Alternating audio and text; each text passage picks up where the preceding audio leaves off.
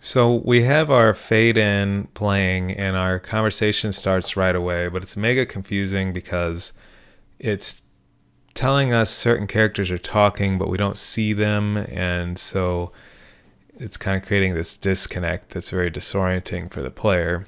And normally, when our player is in control of their character, when they're not in a conversation, in other words, the camera is like it's coded to behave in a specific way that follows the character around, and it uses a system in Unity called cineMachine to do that.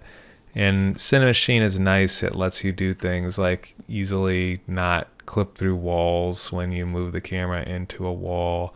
It allows us to do things like change a little bit when the player is running versus when they're walking.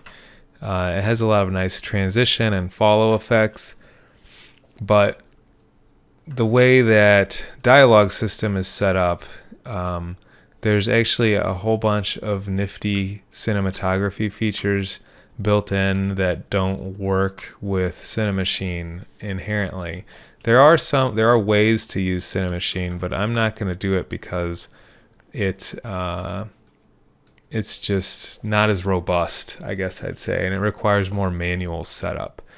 So I want to show you the built-in way that dialogue system supports that isn't interoperable easily with cineMachine first, and then I can kind of maybe go over how you could set similar stuff up with cineMachine. But since we use cineMachine for our main game camera, I had to make a special sequencer command that basically turns cineMachine off. So we looked at like this starting sequence, and I added a dialogue trigger to it, and I made a little sequence here. But you can write a sequence that gets executed for every one of your dialogue nodes. So I want to turn cineMachine off like on this first node. And the way I'm going to do that is using my custom sequence. Actually, I'm not sure. I wonder if my custom sequence shows up here. It does. That's cool. So one of the cool things about dialogue system is it's very customizable. So I was able to make this sequence command that will allow us to set whether cineMachine is being used or not. So right off the bat in my game intro sequence, I'm going to disable cineMachine by using the set cineMachine brain command with a parameter of false. Oops. So that's going to basically turn it off. And if you don't know anything about programming, I guess it's like the thing, like you type the name of the command, and then there's a open parenthesis, and then inside of that is parameters. And every command takes different parameters. So if you aren't familiar with it, like I said in the last video, you just have to go to the script reference and look up what they do. But in this case, I made this one. There is no documentation for it, so you just have to take my word for it that it uses true or false. False to turn cineMachine brain off, and true to turn it back on. And basically, when it's off, we're going to be in manual control of how our camera is going to be scripted by using our sequence commands. And when it's back on, that's when we're going to give the player character control back so that their camera follows them around as they move through the scene. So once I turn this thing off, the next thing I guess I can do is change the camera angle. And the first character that's talking is, if I click on the node, I can see it's Pete here. This is Pete. So what I can do is, actually, I guess if I wanted, I could go over to this NPC and I could change it to be like NPC Pete, so that then it says NPC Pete. I have no idea why I did all capitals. That's kind of weird. Let's fix that. All right, so anyway, now I can see that that's Pete, and I want a camera that shows him. Now, if I was using cineMachine, you can kind of see actually there's this camera over here. I was experimenting with that. I actually made a camera and like pointed it at him. But so if I was using cineMachine, I could transition to this camera and it would work. But I don't need to do that if I use the built-in dialogue system one. So I'm just going to actually turn these cameras off just to demonstrate. Actually, what is this camera? I don't even know why there's a camera. I guess is that the main camera? I'm not sure what that one is. Oh yeah, that's the main camera. For some reason, it's way over there. But as soon as I start the game, it's going to move over here and follow my player until I turn off Cinemachine Brain. Then I have to tell it what I want it to do. So let me bring up the script reference one more time. And this time we're going to look up the camera sequencer command. And the camera command lets you tell dialogue system like what camera angle to use and what the subject should be. And if you wanted to smoothly transition over time instead of cutting. But most of ours are going to be cuts because, like, if you watch a movie, most of the time you're cutting. You're not just like rotating from one character to the other. I mean, like, sometimes you see some pretty crazy scenes where, like, the camera actually does move around like this when it's doing, like, shot, reverse shot. But that's, like, tricky to pull off and kind of jarring and draws attention to itself. So we're going to use the basic cut concept first. And if you want to get crazy, you can learn about cinematography more, I guess. Anyway, I want to also check out, it says that if I see also default camera angles. So you can actually like completely customize the camera angles, but there are many default ones. There we go. I don't know why it took me 2 times to click on that. So you can see all of the options that are built in right here. So there's close up back, close up left, close up right. There's many.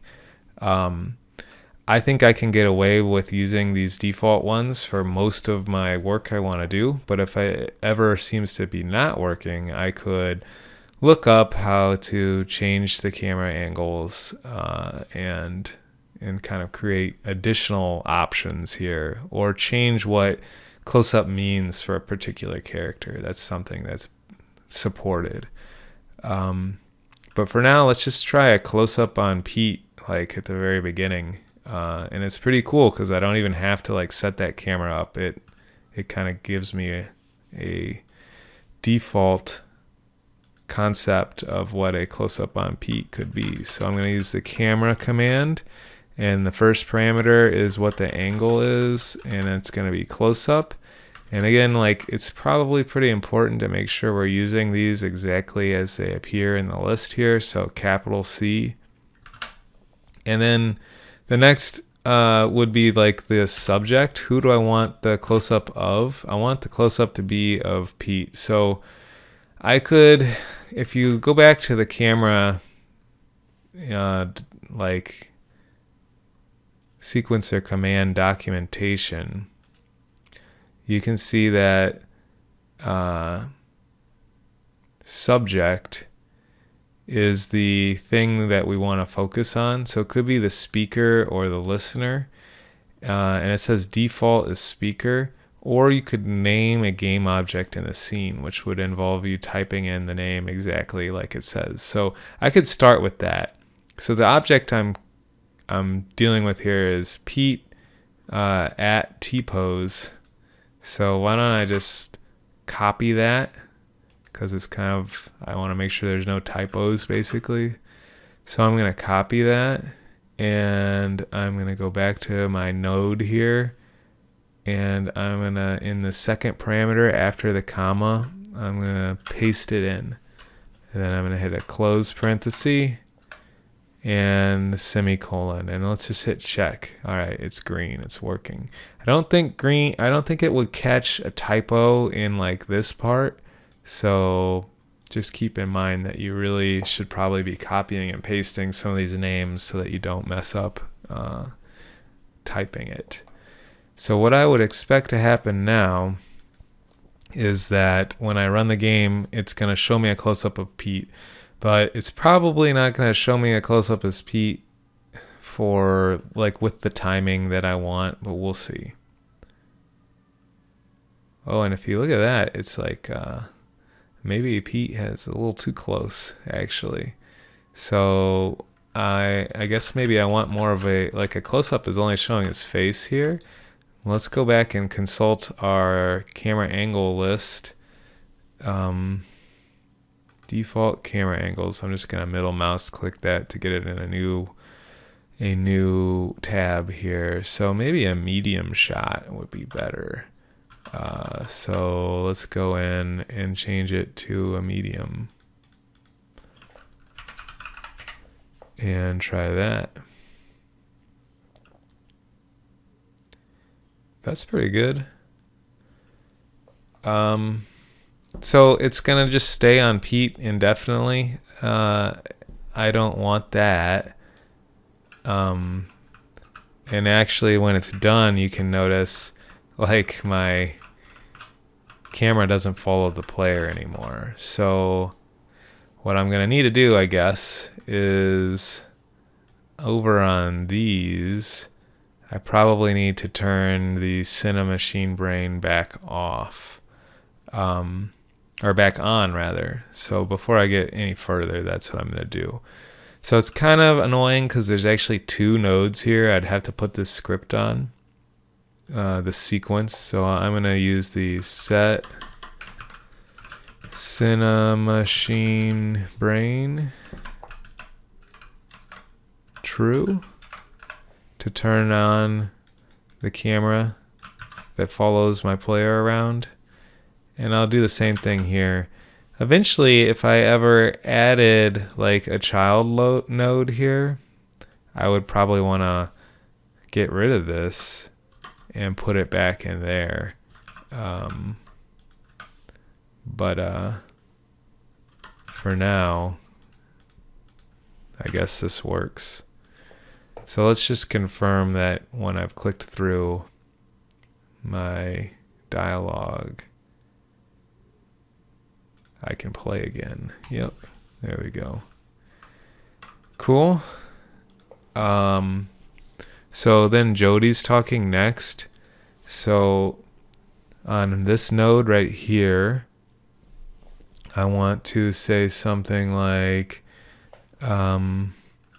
camera. Let's just do a medium shot on Jody.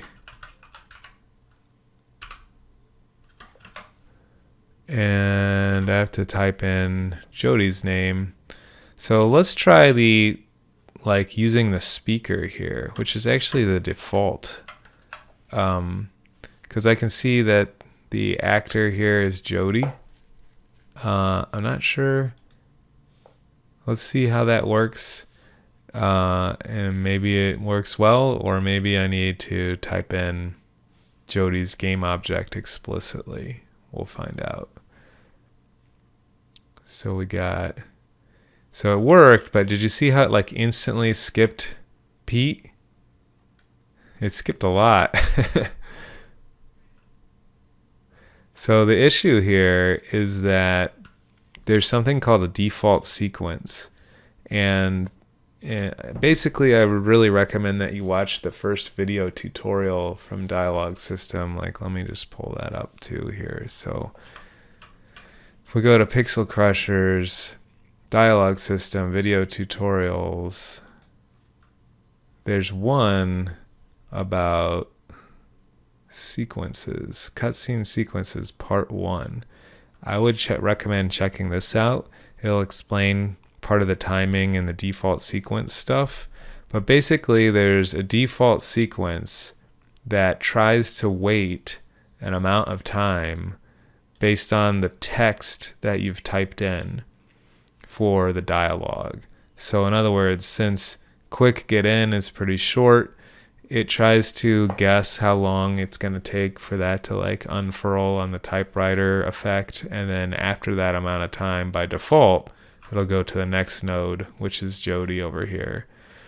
Problem is, I've replaced the sequence by entering something in here. It's no longer using the default sequence.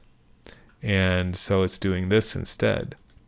So what I want to do is at the end of this, there's a shortcut for using the default sequence, which should kind of make it wait for a while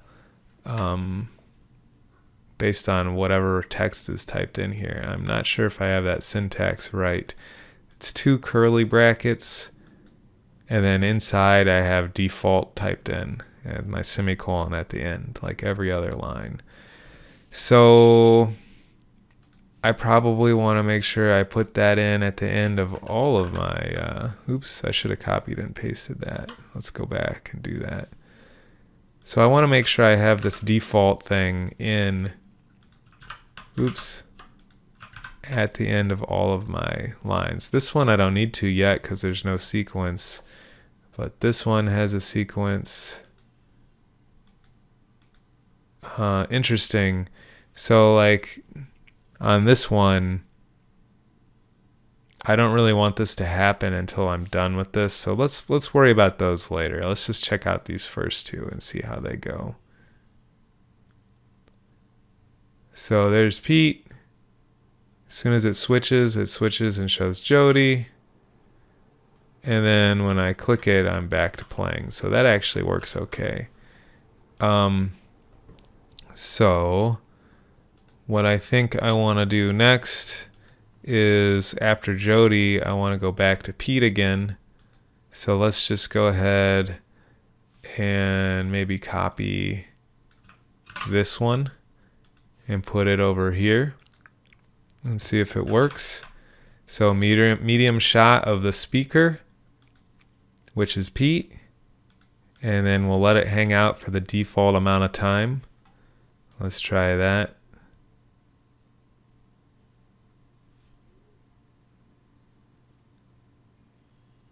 All right. So at this point, I kind of want to show the player. I want to show the player once the response menu comes up. So what I'm going to do, let's save that for the next video. So this kind of gives you an idea of the basics using the camera work here. In the next video, we'll kind of work through this particular problem a little more. I see, there's another problem where my dialog box is like blocking the camera, which is, again, something that's good to see how it's going to look like in the actual game. So like if I hit maximize on play, we can kind of see what that's going to look like. And that'll be another thing I'll probably have to work on. So it's okay, but it could be, if I change the art of this, it'll look better and not block my subject of my camera. All right, in the next video, we'll continue on making this a little bit better.